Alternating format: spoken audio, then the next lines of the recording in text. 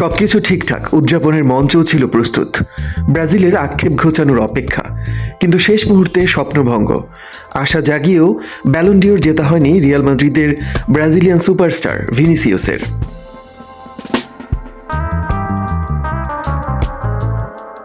অবশেষে সেই আক্ষেপ ঘুচল, ব্রাজিলের অপেক্ষা ফুরালো।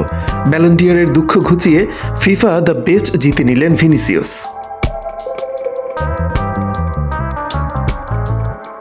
ব্যালন ডিওর পাননি বলে সে কি হতাশিনা হয়েছিলেন রিয়াল মাদ্রিদের ব্রাজিলিয়ান তারকা?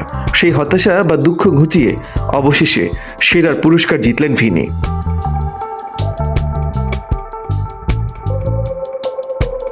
গত মৌসুমে রিয়াল মাদ্রিদকে লা লিগা ও চ্যাম্পিয়ন্স লিগ জেতাতে অসাধারণ ভূমিকা রাখায় পুরস্কারটি জিতেছেন ভিনিসিয়াস।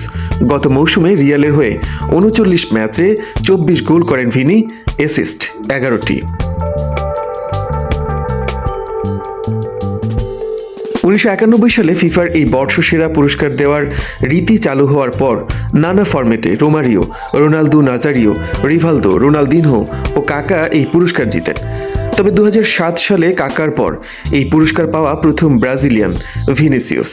ফুটবল পাগল দেশটির প্রায় ১৭ বছরের অপেক্ষার অবসান।